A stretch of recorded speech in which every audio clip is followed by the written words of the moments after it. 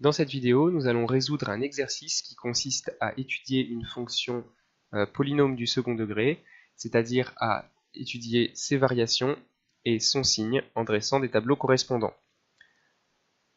Alors la fonction f, elle nous est donnée ici, f de x égale 3 moins x facteur de 2x plus 5. Il n'est pas évident que c'est une fonction polynôme du second degré, donc un trinôme, puisqu'il n'est pas sous la forme ax carré plus bx plus c. Il va falloir développer ici le produit qu'on a pour se ramener à la forme ax carré plus bx plus c. Je rappelle, il faut qu'on ait cette forme-là pour retrouver nos coefficients ABC et la forme classique développée d'un trinôme. Donc nous ici, on a f de x qui vaut 3 moins x facteur de 2x plus 5. Donc on va développer moins x fois 2x, ça va donner moins 2x carré, et moins x fois 5, ça va donner moins 5x. Et si je remets ça dans le bon ordre, c'est-à-dire avec les x carrés devant, les x ensuite, et le coefficient tout seul à la fin, on retrouve bien notre forme ax carré plus bx plus c. Et en fait, les coefficients ABC, ça va être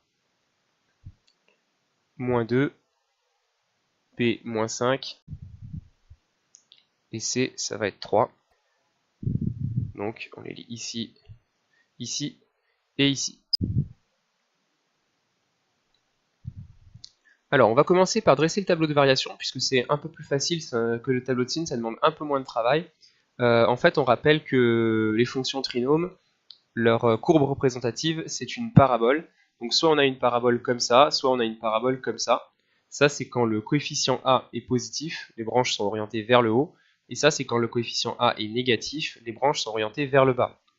Nous, ici, notre coefficient A, il vaut moins 2. Donc, il est négatif. On est donc dans le second cas. On va avoir une parabole comme ceci. Et du coup, la fonction, elle va être croissante de moins l'infini jusqu'à ici un point qui va correspondre au sommet de la parabole. Et ensuite, elle va être décroissante jusqu'en plus l'infini. Chose comme ça. Ce qui fait que le tableau de variation va ressembler à quelque chose comme ceci, avec juste un changement de variation au niveau du sommet. Alors, le sommet, on note son abscisse x0.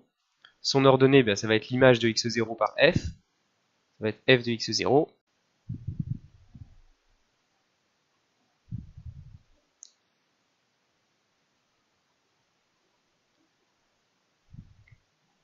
Donc la fonction est croissante jusqu'en x0, puis ensuite décroissante. Et nous, ce qui nous reste, la seule chose qu'on a à faire, c'est dans ce cas-là, vu qu'on on connaît les coefficients, on a un trinôme concret, ça va être de calculer x0 et de calculer son image f de x0. Alors pour ça, il suffit d'utiliser la formule selon laquelle x0 est égal à moins b sur 2a. C'est-à-dire ici, A vaut, alors B vaut moins 5, pardon, donc moins B ça va être moins 5. Attention aux erreurs de signe quand on remplace, divisé par 2 fois A qui vaut moins 2, donc 2 fois moins 2. Ça donne du coup moins 5 c'est plus 5, et 2 fois moins 2 ça fait moins 4. Donc si on l'écrit en valeur décimale, ça fait moins 1,25. Et f de x0, pour le calculer, il suffit tout simplement de prendre la formule de f qui est ici, et de remplacer le x par la valeur de x0. Donc on va avoir moins 2 fois moins 1,25 au carré, moins 5x, donc moins 5 fois moins 1,25, plus 3.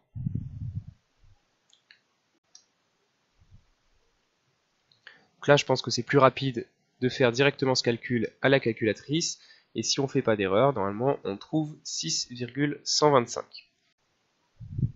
Du coup, dans le tableau, je vais remplacer le x0 par ce qu'il vaut, moins 1,25, et le f de x0 par ce qu'il vaut, moins 6,125. Et là, j'ai terminé, j'ai trouvé le tableau de variation. Donc au final, il n'y avait que deux choses à faire. se demander dans quel sens étaient les flèches, et ça dépendait du signe de A, et ensuite calculer les coordonnées du sommet. x0 étant donné par la formule -b sur 2a, et ensuite, une fois qu'on a trouvé x0, on lui applique f pour trouver l'ordonnée du sommet. Passons maintenant à la partie qui demande un petit peu plus de travail, le tableau de signes de la fonction f. Alors, je vais faire de la place. Pour pouvoir étudier le signe, ça revient à se demander quand est-ce que f est positive, quand est-ce que f est négative, et du coup ça pourrait être intéressant de se demander à quel moment elle change de signe. C'est pour ça qu'à chaque fois qu'on veut dresser un tableau de signes, on se demande quand est-ce que f change de signe, c'est-à-dire quand est-ce qu'elle s'annule, quand est-ce qu'elle vaut 0. Et du coup, on va devoir résoudre cette équation. Et donc cette équation, alors je rappelle que f c'est moins 2x carré, moins 5x plus 3. Cette équation, c'est une équation trinôme du second degré. On la résout grâce au delta, qui est égal à b carré moins 4ac. Alors, je remets les coefficients également. A c'est moins 2, b c'est moins 5, et c c'est 3. b carré moins 4ac, du coup, ça va donner moins 5 au carré, moins 4 fois a vaut moins 2, fois c qui vaut 3, ce qui est égal à moins 5 au carré, ça fait 25, moins 4 fois moins 2 fois 3, on fait attention au signe, moins 4 fois moins 2 ça fait plus 8, et 8 fois 3, 24. Donc on obtient au final 49. Et du coup le delta est positif, donc dans ce cas-là on sait qu'on a deux solutions, qu'on note x1 et x2. x1 c'est donné par la formule moins b moins racine de delta sur 2 fois a. Et x2 c'est donné par la formule moins b plus racine de delta sur 2a. Donc on a juste à remplacer en faisant toujours très attention au signe, vu que b c'est moins 5, comme on a moins b, ça va faire moins 5, moins le racine de 49, sur 2a, donc 2 fois moins 2. Alors ça va donner du coup 5, racine de 49 ça vaut 7, donc 5 moins 7, divisé par moins 4. 5 moins 7 ça fait moins 2, donc moins 2 divisé par moins 4, ça fait 1 demi, on va écrire 0,5 en décimale. Voilà donc la première solution de l'équation f de x égale 0, et la deuxième, on remplace toujours moins 5, cette fois ça va être plus racine de 49, sur 2 fois moins 2, et donc c'est égal à 5 plus 7 sur moins 4, donc à 12 sur moins 4, ça fait moins 3. Donc du coup la deuxième solution de l'équation f de x égale 0. Et du coup ces deux valeurs là, 0,5 et moins 3, c'est les deux endroits pour lesquels f s'annule, donc change de signe. Et c'est pour ça qu'on va faire figurer ces deux valeurs là dans le tableau de signes. Alors j'ai reporté les valeurs de x1 et x2, j'ai fait de la place pour pouvoir faire le tableau de signes. En haut pour x, donc les valeurs d'annulation, ça va être en moins 3 et en 0,5. On les range bien sûr dans l'ordre croissant. Donc c'est les deux valeurs pour lesquelles f s'annule.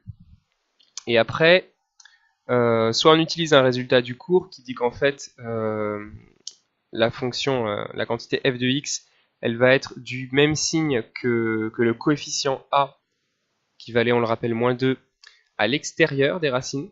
Donc ici, comme a est négatif, on va avoir le moins négatif, f de x va être négatif à l'extérieur des solutions, des racines, et positif à l'intérieur.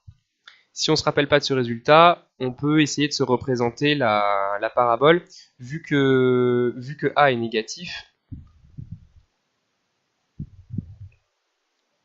Vu que a est négatif, la parabole va avoir les branches vers le bas, et elle va couper l'axe des abscisses pour ces valeurs, moins 3 et 0,5. Donc moins 3, on va le mettre par là, et 0,5, et il va être par là. Du coup, la parabole, elle va ressembler à quelque chose comme ça. J'essaie de la tracer rapidement à main levée. Et ce qui est important surtout de constater, c'est qu'elle va être négative en dessous de l'axe des abscisses avant moins 3. Ensuite, elle va être positive entre moins 3 et 0,5. Et après 0,5, elle repart en dessous de l'axe des abscisses, donc elle repart dans les négatifs. Donc on peut retrouver en fait le résultat du cours grâce à ça. Quoi qu'il en soit, on a terminé l'exercice, puisqu'on a réussi à dresser notre tableau de signes et que précédemment on avait aussi dressé le tableau de variation. Donc on a complètement étudié la fonction f, et de manière générale c'est toujours ce qu'on fera pour étudier un trinôme.